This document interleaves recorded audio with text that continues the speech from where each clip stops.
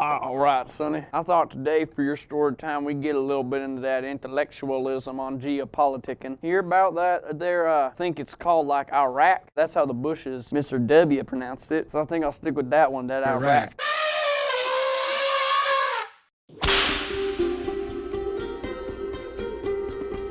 So Iraq was drawn up in a boardroom. Imagine this. A British woman drew the borders for this there Muslim country out there. I think she went by the name of like Gertrude Bell. And yeah, she just drew them without any knowledge of the many ethnicities that resided within the Levant area of the Middle East. This is not like our Kentucky bastardized state. Do you think that an Arkansan and a Kentuckian or whatever the hell they're called out there will get along, you know? Like, we got different mountains, we got different back roads. Shit, we can't even decide if we want to secede from the Union or not. But I digress. Sorry, son. That's back to my Civil War days. Speaking of civil wars, you know, there's some civil wars going on in the Middle East that we haven't really been talking about much, or we've been talking about too much, but on and off. Just how the regular geopoliticking go.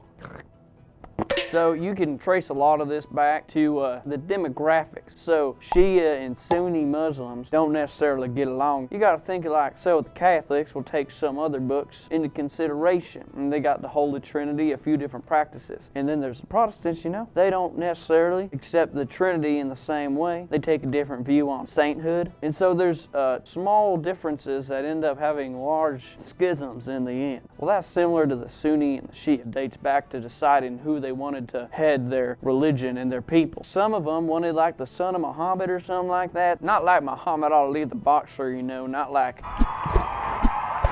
Yeah, but more like Muhammad, the prophet, praise be his name, holding like a sword and, I'm gonna get you. Whereas the others wanted some other dude. You know, we could get into that all day, but let's get into this. Back there in 1979, that's when that Saddam Hussein bro got in there, you know? He was up in there as a prime minister or something like that, whatever they call their president over there. So he was a part of that Sunni minority. He went through a series of wars with places that just weren't Sunni, and even a couple Sunni places. After those wars, he lost most of them. Later on, in 2002 or so, that's when George W. really started ramping up that anti-Iraqi sentiment. And then he said, well, shoot, Dunn, you ever heard of oil boys? And the Marines and all of them were probably like, yeah, but I don't really want to go to war. But he was like, I want to go to war. I want to give me some money. That ties into that 9/11 and jet fuel and steel beams and stuff. But I don't want to bore you with that. That's just some of Grandpa's kooky stuff. Obviously, we had some like right attacking Iraq due to the attacks in 9/11 because of terrorist organizations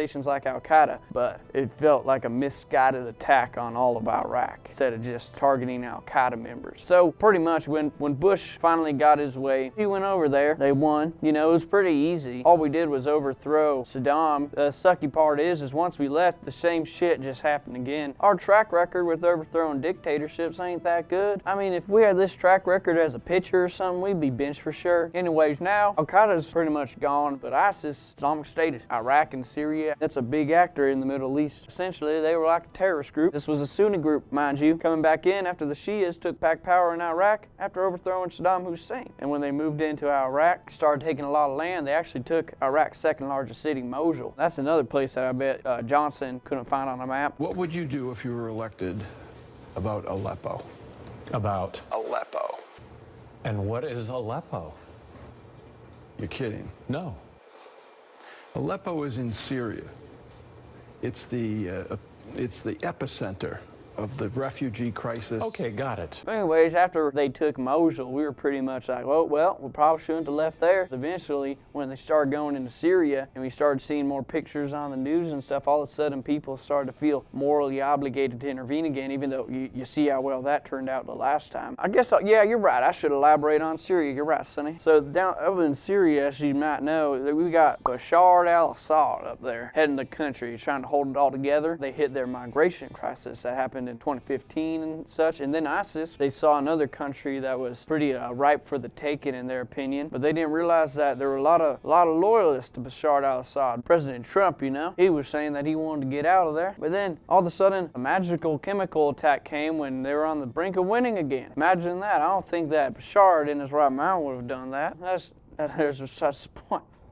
Anyway, so that's about where Syria stands, just kind of a hodgepodge of attacks between each other, you know. There's some weird alliances. There's Russia in there, we got Turkey, we got a few EU countries in there. We got the US, a few Canadians still, I think. There's a lot of people fighting for a lot of different reasons. So now we're back in there, we're taking back Mosul and such. We're fighting ISIS. They're nearly eradicated. It's going to go one of two ways. It's going to either have to calm down here shortly and we're just going to pull out, or we're just going to keep intervening and it's going to have to escalate. People are going to be calling for overthrow, and you know how that's going to end up just because of the track record. But that's pretty much my knowledge on Iraq and a little bit on Syria there. You know what? That all of this overthrowing dictators and argumenting and stuff makes me think of another country over there, another I country, like Iran. Used to be the Persian Empire and such. Let's talk about that one real quick, son.